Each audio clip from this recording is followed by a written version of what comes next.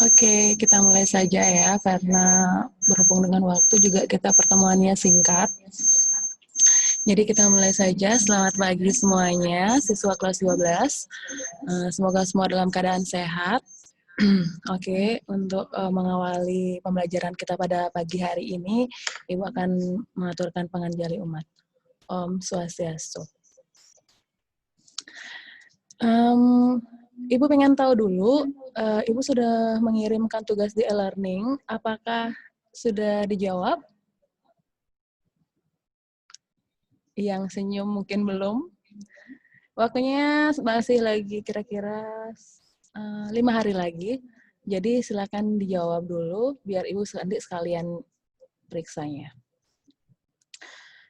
Materi juga sudah ada, tugas juga sudah ada. Itu ada 2 tugas, silakan dibaca nanti.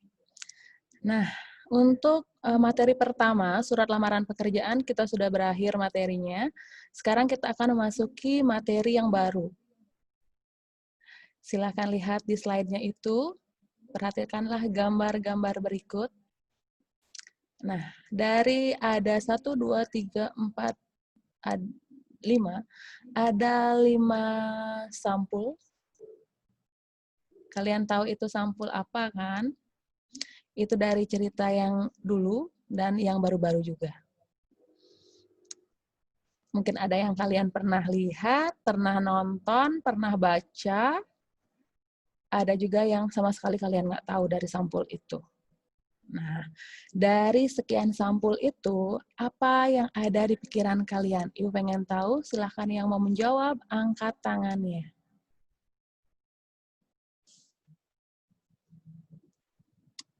Oke, Ibu tunggu lagi satu, sudah ada satu yang angkat tangan.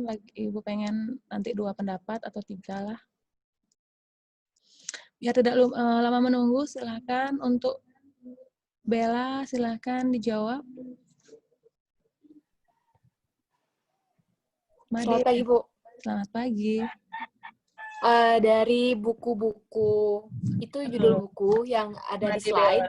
Tar dulu, Made Bella, kelas berapa, nomor absen berapa? Dari kelas 12 AP9 nomor absen 8, Bu. AP9 nomor absen 8. Oke, silahkan.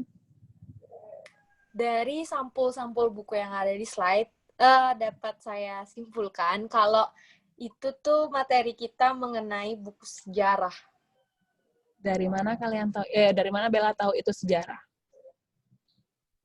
Itu ada Hatta Aku Datang Karena Sejarah, terus dari Habibie Ainun, terus sejarah perempuan Indonesia. Menurut saya sejarah. Oke, berarti di dalam buku-buku ini berarti itu ada sejarahnya, itu kan? Iya. Oke, lagi satu dong. Oke, Terima kasih, Bella, Bu. silakan di-unmute. Ayo, lagi satu. Oke, ada Yudi Antara, silahkan.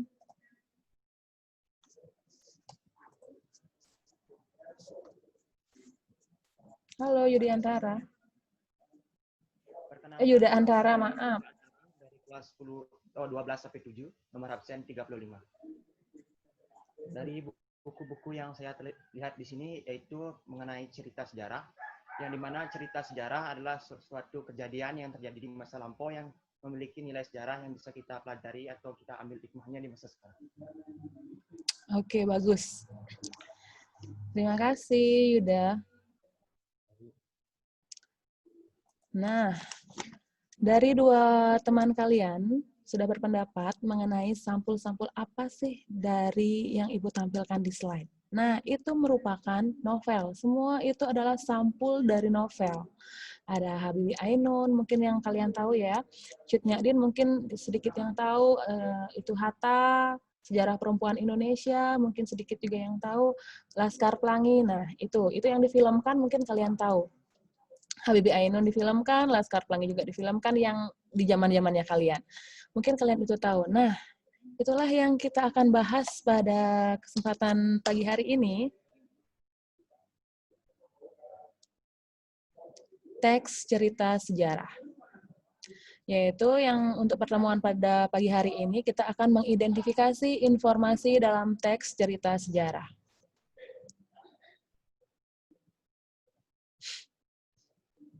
Adapun kompetensi dasar pada pembelajaran hari ini adalah mengidentifikasi informasi dalam teks cerita sejarah. Indikator pencapaian kompetensinya adalah kalian akan mendata informasi penting dalam teks cerita sejarah. Yang kedua adalah menentukan hal-hal menarik dalam teks cerita sejarah. Yang ketiga adalah mengidentifikasi struktur dari teks cerita sejarah. Dan yang keempat adalah membedakan teks cerita sejarah dengan teks sejarah. Dia berbeda. Kita lihat nanti. Kemudian, tujuan pembelajaran kita pada pagi hari ini adalah peserta didik mampu mengidentifikasi informasi dalam teks cerita sejarah melalui kegiatan belajar dari rumah dengan sungguh-sungguh, serta menunjukkan sikap disiplin, tanggung jawab, mandiri, dan percaya diri. Kita mulai saja ya. Adapun yang kita pelajari pada pagi hari ini, peta konsepnya yang pertama adalah mendata informasi penting dalam teks cerita sejarah. Yang kedua itu adalah menemukan hal-hal menarik dalam cerita sejarah. Yang ketiga itu adalah mengidentifikasi struktur dari teks cerita sejarah. Dan yang keempat itu adalah membedakan teks cerita sejarah dengan teks sejarah. Kita mulai yang pertama. Ibu mulai dengan pengertian dari teks cerita sejarah. Kalau kita sebutnya teks cerita sejarah, berarti kita berbicara mengenai novel sejarah. Kalau teks cerita, berarti novel. Kalau teks saja, berarti bukan novel. Itu sejarahnya. Nah, cerita atau novel sejarah dapat dikategorikan sebagai novel ulang atau rekon. Re berarti kembali, berarti mengulang. Jadi, cerita itu diulang kembali, kejadiannya sudah lampau, diambil lagi, diangkat ceritanya pada masa saat ini. Nah, itu namanya cerita ulang atau novel ulang. Novel sejarah itu juga tergolong ke dalam rekon imajinatif. Selain ada sejarahnya, juga ada imajinatifnya. Imajinatif itu artinya ada imajinasi dari pengarang masuk di dalam novel itu. Sedangkan berikutnya, novel tersebut juga didasarkan atas fakta-fakta sejarah yang kemudian dikisahkan kembali dengan sudut pandang yang lain yang tidak muncul, yang tidak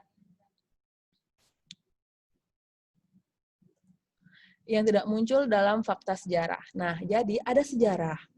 Kemudian ada imajinasi pengarangnya, itu digabungkan, jadi tidak murni semuanya itu adalah fakta sejarah, tapi ada faktanya, ada imajinasi pengarang. Itulah yang disebut dengan novel sejarah. Makanya dia namanya rekon, berarti dikisahkan kembali. Berarti cerita yang dulu dikisahkan kembali dengan ditambah dengan imajinasi dari pengarang. Itu namanya teks cerita sejarah atau novel sejarah. Berikutnya,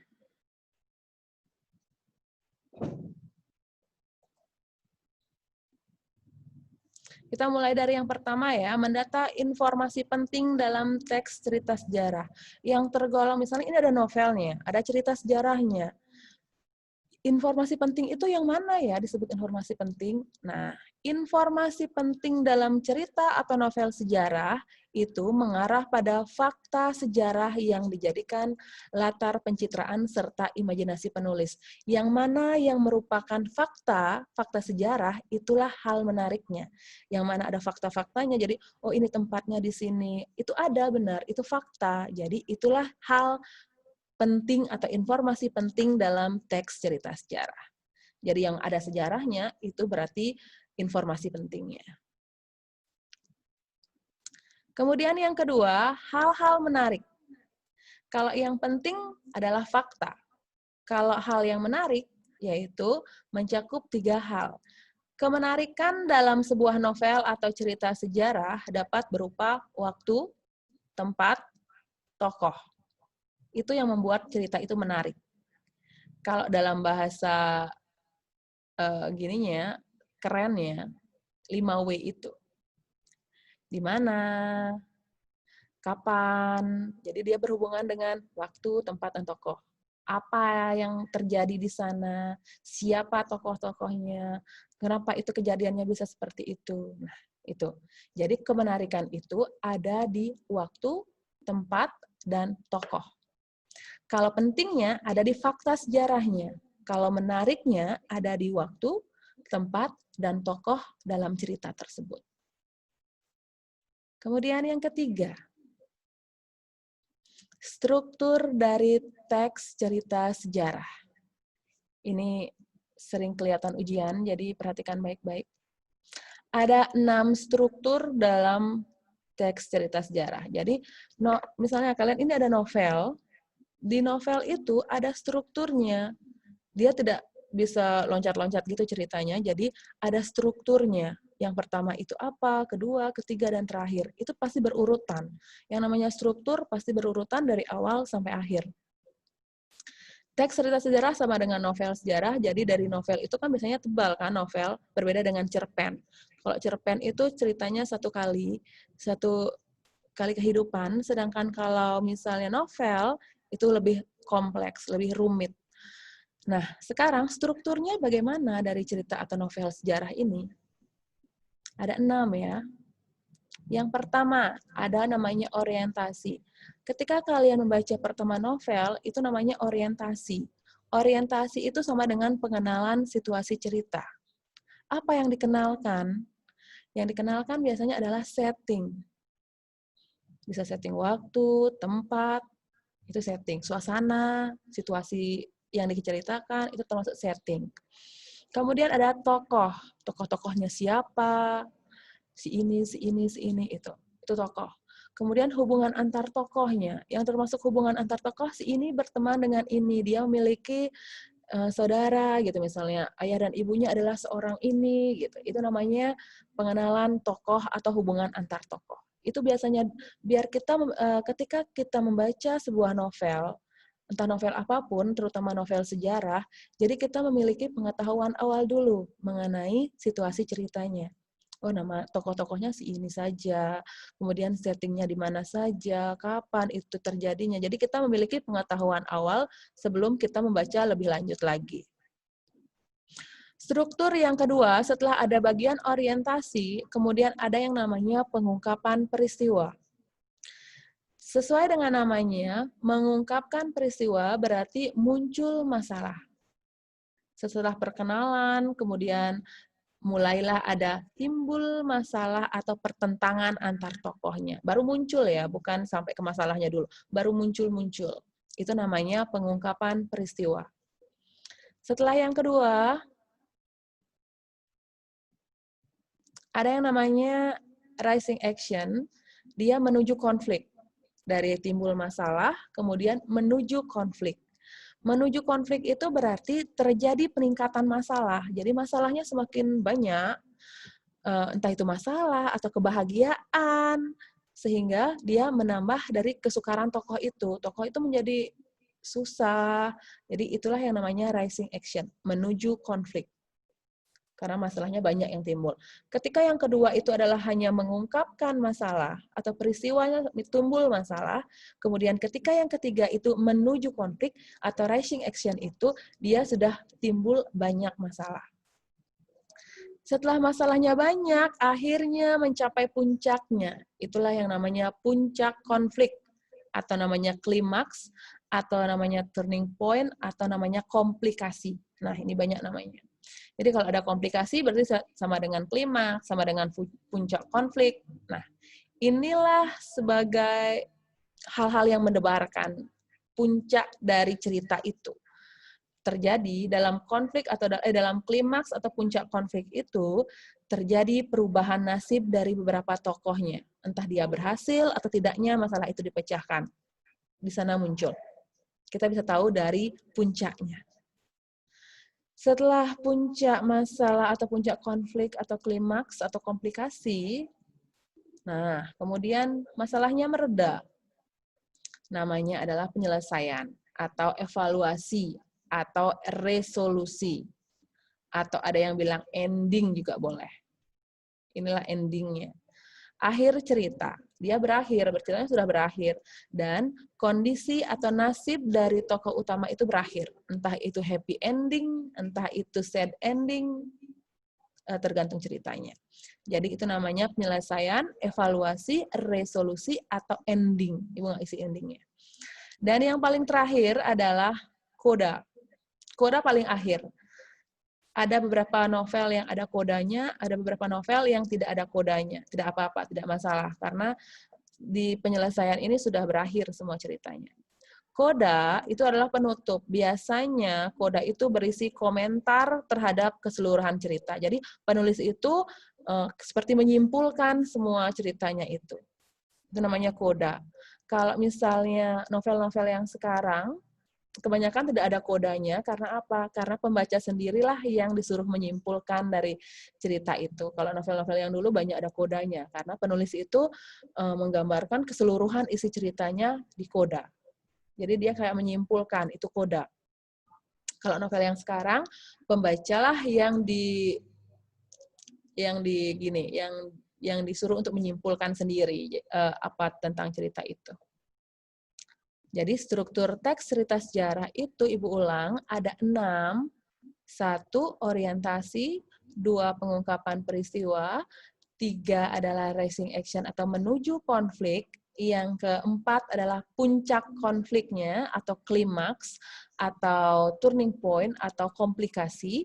Dan yang kelima itu adalah penyelesaian atau evaluasi atau resolusi atau ending. Yang keenam terakhir adalah coda.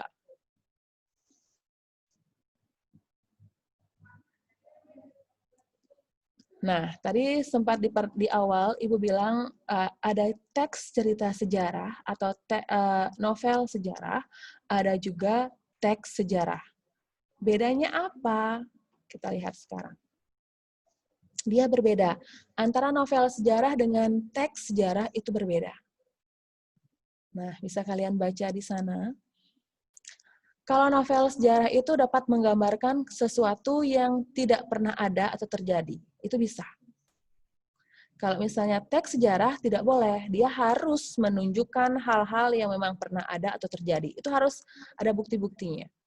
Nah, kalau novel sejarah, novelis berarti penulis novelnya bebas untuk menciptakan cerita dengan imajinasinya. Mau ditambah-tambahin, mau dikurang boleh. Itu adalah gaya dari novelisnya. Itu boleh. Itu sah-sah saja. Tapi kalau menulis teks sejarah, tidak boleh. Jadi sejarawan, jadi yang menulis teks sejarah itu pasti sejarawan. Tidak bisa orang biasa.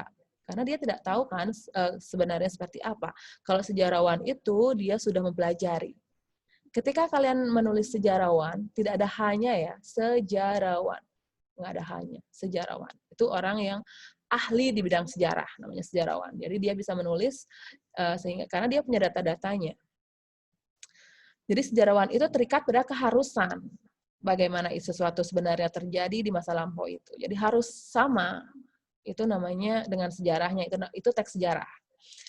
Kalau novel sejarah lagi, perbedaannya, rekayasa pengarang membuat cerita menjadi lebih berwarna. Karena ada imajinasinya, jadi ceritanya tidak monoton seperti itu. Ada ditambah-tambahkan, bisa dikurangi, agar seru menggunakan gaya bahasanya yang bagus, yang seperti itu.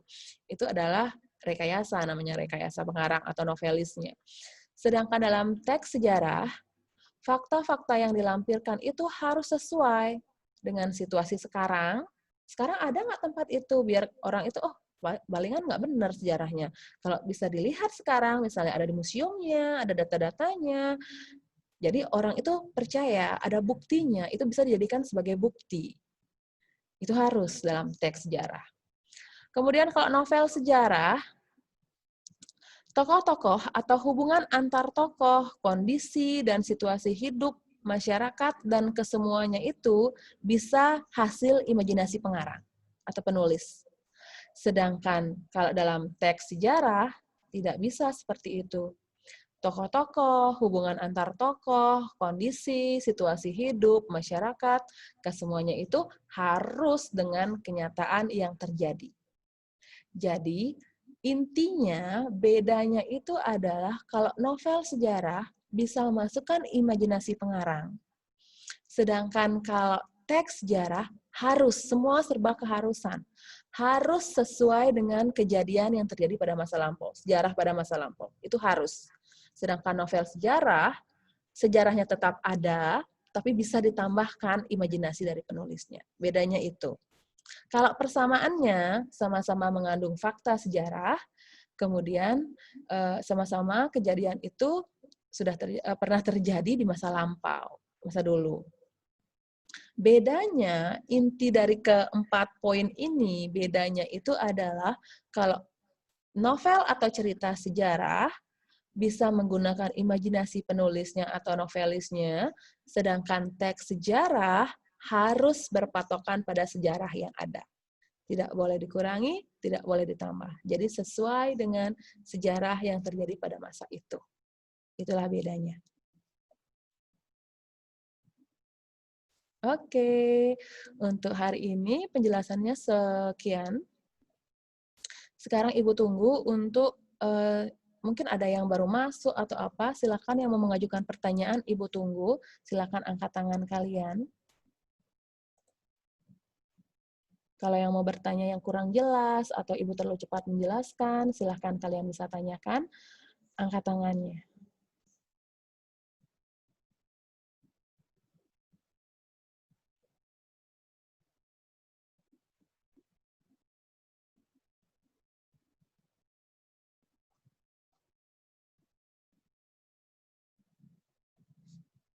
Ayo.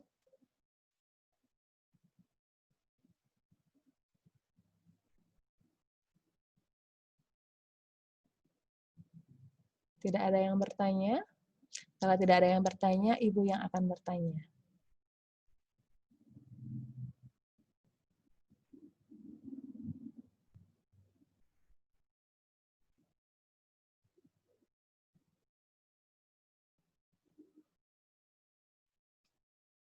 Oke. Tidak ada yang bertanya ya. Kalau tidak ada yang bertanya, Ibu yang akan bertanya. Oh, ada.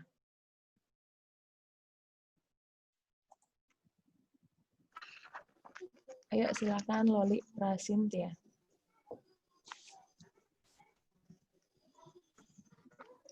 Pagi semuanya. Nama saya Nikadek Luli Sintia dari kelas 12 sampai 10 nomor 19. Saya ingin bertanya, semisal diberikan suatu teks, sedangkan kita tidak mengetahui sejarah dari suatu kejadian tersebut, bagaimana kita membedakan itu termasuk ke dalam novel sejarah atau teks sejarah? Coba diulang. Semisal kita kan diberikan suatu teks, suatu bacaan, tapi kita tidak tahu mengenai sejarah dari kejadian tersebut. Bagaimana kita membedakan apakah itu termasuk ke dalam teks sejarah atau novel sejarah? Nah, misalnya, terima kasih. Sudah ya, dengarkan saja. Nah, kalau misalnya sekarang kita diberikan suatu teks atau diberikan novel, itu tergolong teks sejarah atau cerita sejarah atau novel sejarah. Jadi kita nggak tahu kan yang mana. Nah, cara membedakannya itu gampang. Kalau yang dia berupa novel, biasanya kalau yang berupa novel itu termasuk ke dalam cerita sejarah atau novel sejarah.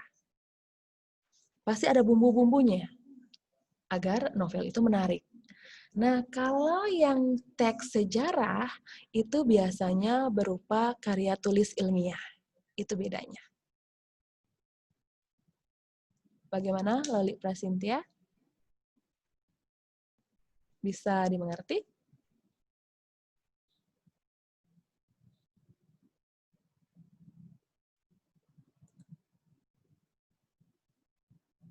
Bagaimana, Loli Prasintia? Bisa dimengerti?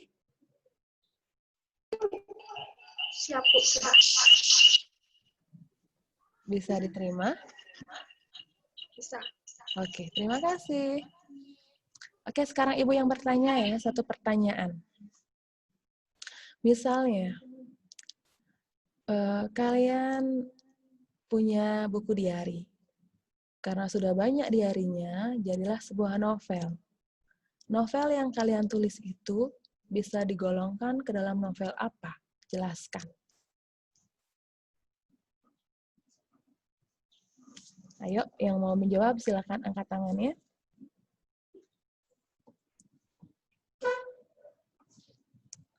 Kalian punya diari. Diarinya sudah banyak, jadi kalau misalnya dibuat novel, berarti itu sudah cukup.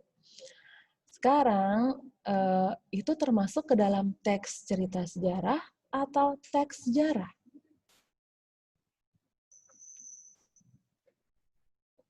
Kalau misalnya mau menjawab teks cerita sejarah, alasannya apa? Kalau misalnya mau menjawab teks sejarah, alasannya apa? Ayo, silakan angkat tangannya.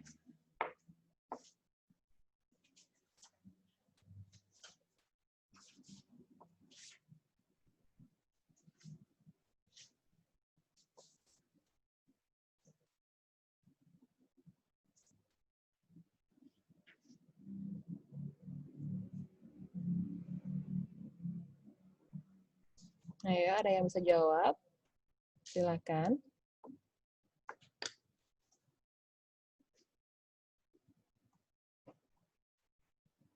Oke. Yulia Stuti. Selamat siang, Ibu. Selamat siang. Saya Raffi dari kelas 12 AP6, nomor absen 34. Oke. Maaf kalau salah, Ibu. Ya, Ya, nggak apa-apa.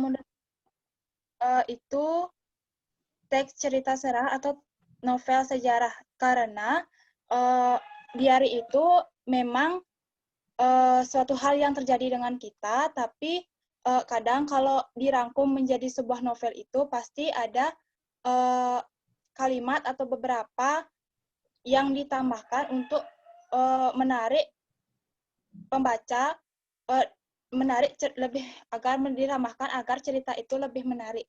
Tapi tetap berpatokan dengan diari yang kita buat sebelumnya.